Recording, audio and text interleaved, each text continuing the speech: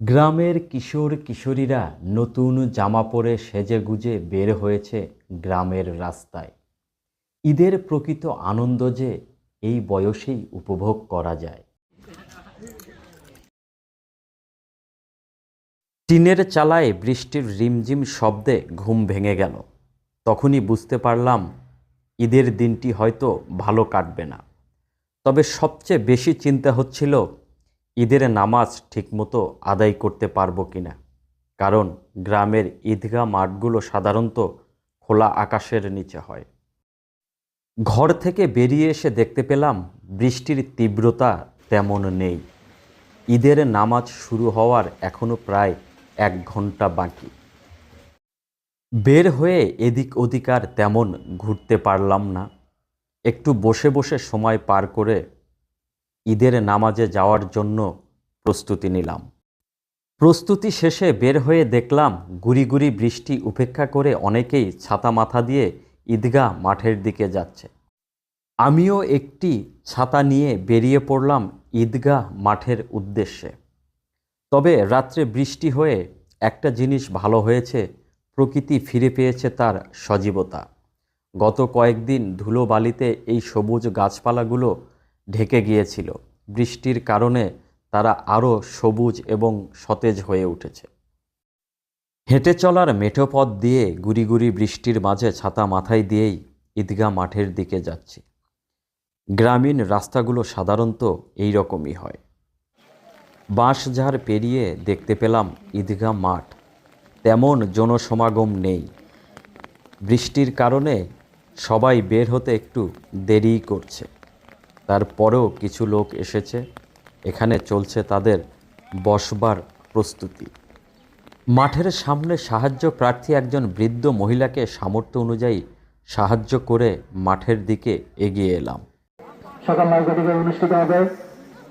এখনো যারা আমাদের ঈদগাহে এসে উপস্থিত হন নাই, গ্রামবাসীকে সময় মতো ঈদগাহ মাঠে উপস্থিত হওয়ার জন্য বারবার মাইক দিয়ে ডাকা হচ্ছে।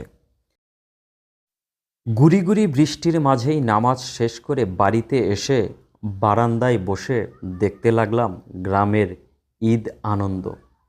আর একা একাই মনে মনে নিজের শৈশবের স্মৃতিচারণ করতে লাগলাম। গ্রামের কিশোর কিশোরীরা নতুন জামা পরে সেজেগুজে বের হয়েছে গ্রামের রাস্তায়। ঈদের প্রকৃত আনন্দ তো এই বয়সেই উপভোগ করা যায়।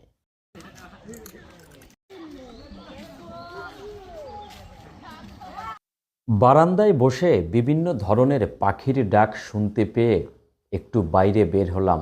ঘুরে দেখতে লাগলাম আশেপাশে। দেখতে পেলাম ঘরের চালে একজোড়া ঘুঘু পাখি দারুণ আনন্দে মেতে আছে। বাড়ির আঙিনায়ও দেখতে পেলাম একজোড়া ঘুঘু ডেকে যাচ্ছে এবং নির্ভয়ে বিচরণ করছে। তাই একটু বাড়ির আশেপাশে ঘুরতে লাগলাম। দেখতে পেলাম বেশ কিছু ঘুঘু পাখি, কাঠঠোকরা, বুলবুলি সহ বেশ কিছু নাম না জানা নতুন পাখি, যাদের এর আগে সরাসরি দেখা হয়নি। পাখিগুলো আপনাদের দেখাচ্ছি। আপনাদের যদি নাম জানা থাকে তাহলে কমেন্টস করে জানাতে পারেন।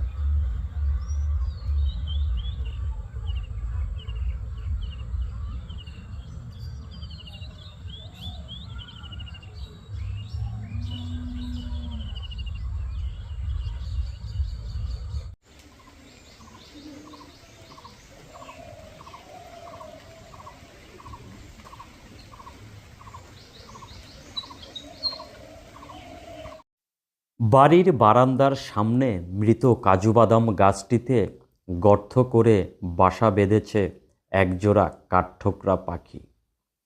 কাছে গেলে ভিতর থেকে এক ধরনের আওয়াজ শোনা যায়, যা থেকে ধারণা করা যায় এখানে তারা বাচ্চাও ফুটিয়েছে। দর্শক, এই ফুলগুলো দেখুন কত সুন্দর। আমরা যখন ছোটবেলায় হাঁড়ি পাতিল দিয়ে খেলতাম তখন এই ফুলগুলো নিয়ে সেমাই বানাতাম। এটি একটি ফলের গাছ। এই যে গাছটি দেখুন, গাছের পাতা আপনাদের পরিচিত নাকি? এই ফল গাছ যদি কারো পরিচিত হয় বা নাম যদি কারো জানা থাকে তাহলে কমেন্টস করে জানাতে পারেন। দেখুন কত সুন্দর ফুল। এবার আপনাদের একটু ফল দেখাচ্ছি। এই যে দেখুন, কিছু কিছু ফুল থেকে ফল বের হয়েছে। এই ফলগুলো আর একটু বড় হবে এবং তারপরে পেকে যাবে। এবার এই গাছের নিচ থেকে একটু সামনের দিকে যাওয়া যাক। এটা আমাদের পুকুর। এর আগের ভিডিওতে আপনাদের দেখিয়েছিলাম এই পুকুর খননের কাজ চলছে। এই যে দেখুন, পুকুরের চারপাশের পার বাঁধা হয়ে গেছে। এখানে মাছ চাষের প্রস্তুতি নিচ্ছি। পুকুরটি অনেক পুরনো। আগে মাছ চাষ করা হলেও বেশ কিছুদিন প্রায় পরিত্যক্ত অবস্থায় পড়েছিল। এবার মাছ চাষের উদ্যোগ নিয়েছি, তাই যথাসম্ভব পুকুরটির সংস্কার করেছি। একদম আমাদের বাড়ির সাথে লাগানো পুকুরটি। বিকেলের আবহাওয়া একটু ভালো হওয়ার কারণে একটু ঘুরতে বের হয়েছিলাম। গ্রামের পাশের এই ফসলি মাঠ এবং মাঠের মাঝখান দিয়ে এই মেঠো পথটি আমাকে দারুণভাবে আকৃষ্ট করল। তাই এই সবুজ গালিচায় ঢাকা পথটি ধরে হাঁটতে লাগলাম। উপভোগ করলাম এখানকার চিরসবুজ প্রকৃতি। এভাবেই কেটে গেল দিনটি। দর্শক, ভিডিওটি আজকে এখানেই শেষ করছি। পরবর্তী ভিডিও দেখার আমন্ত্রণ জানিয়ে বিদায় নিচ্ছি। ভালো থাকবেন। ধন্যবাদ।